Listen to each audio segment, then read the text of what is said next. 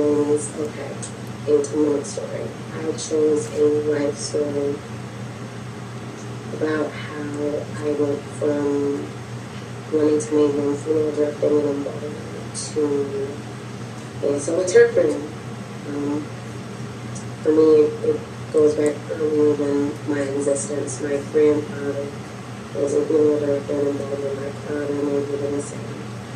And they were really hoping for more boys in the family because they were hoping someone would take interest. And my dad had 3 girls. And my mom is a teacher, and my sisters all kind of swaying more to that direction of things.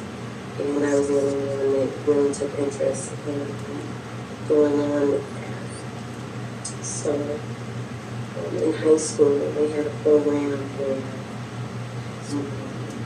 you have to pick somewhere where you want to work, like you have an externship, and pick somewhere where you want to go, and you have to go there and find out if it's okay for you to shadow someone, and they do a little report on you at the end, or whatever the case is. So, the beautiful one, of course, it was in my senior year of high school, and the family's kind of, everybody's aware of who everybody is in this business. Almost, it's kind of like the interpreting world. It's not all that big. And people are aware of other people. For example, Aren has 2 or 3 locations in the Chicagoland area.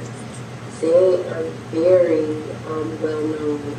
And also, one of the things that makes them so well known is that they did the funeral service for Emmett Till. So that is why, they're so well known.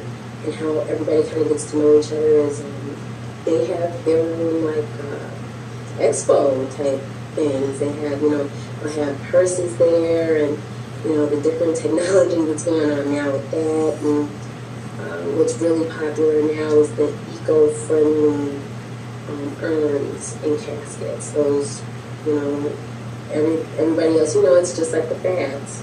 Everybody's getting into the eco-friendly thing, and it affects the funeral home world. So, that's how people meet each other and stuff like that, or, they know each other outside of that anyways.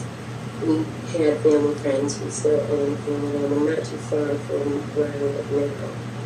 I was excited because I had my license and I could go. So they took me on, and they paired me with a embalmer. And then part of the day I would be with the funeral director, and part of the day I would be with the, I don't want to say receptionist, but she did a lot of the paperwork. She did most of the paperwork and getting that whole situation situated. And back then, I shouldn't say back then, some people chose to be funeral directors because that's what they wanted to do, and some chose to be embalmers because that's what they wanted to do. Not everybody, does both. And it's very family oriented. Like, a lot of times you'll notice that it's a family that either started it or is still working it. Very common, at least here. So they just paired me with different people to see the different experiences and, how it all worked. But for the most part, I was with the embalmer, and that's who I knew. So, I went, and everything was fine. I enjoyed myself for the most part. I wasn't really good with the paperwork, but, I enjoyed myself for the most part. And at that time, we had a family that came in, and the woman of the family was she's had this look like, is this real? And she never said anything. And everybody grieves a different way.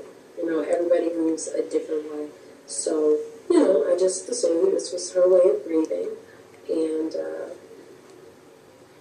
she never spoke. And her family came in to make plans and do what it is that needs to be done.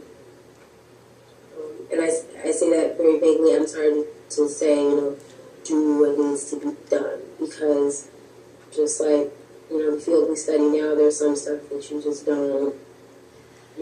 So, we went on with this family, and I remember asking the embalmer, I said, who was this to the person who will be, servicing? And he said, well, that's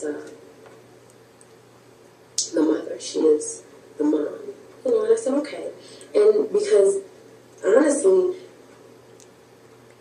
that's normal today. It's normal to have, young men are very common to see these days. It's just, that's what I saw the most of, was, younger men.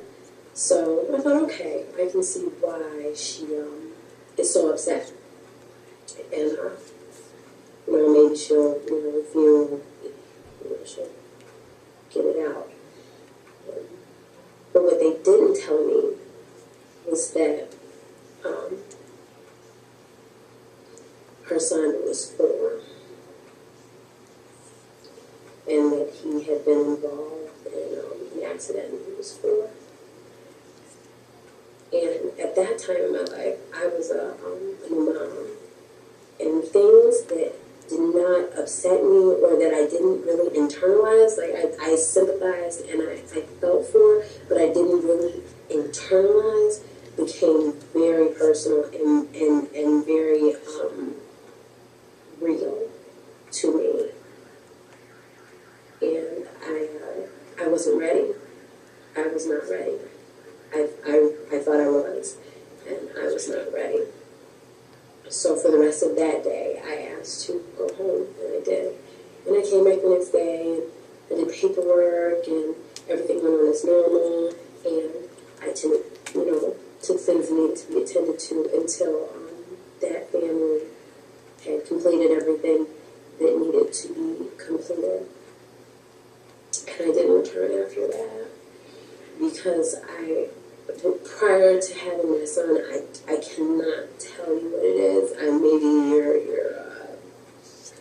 chemical imbalance changes, or maybe that was my life check. I don't know. And there's plenty of moms and dads and families that can continue and do it and do what it is that needs to be done, and that's awesome. But for me, I could not continue working like that, and everything I thought I wanted to do, I had it all picked out. I'm going to go to Worsham College in Wheeling, Illinois, and I'm going to get finished, and I had a plan. And my senior year of high school, that turned my world upside down. So I went into nursing instead, planning to become a hospice nurse. I went to school for that, and I then took an ASL class while taking my nursing classes, because I finished the Spanish classes, and I'm love language, really. So I took on a sign language class, and that later caused me to change my major, and here I am today.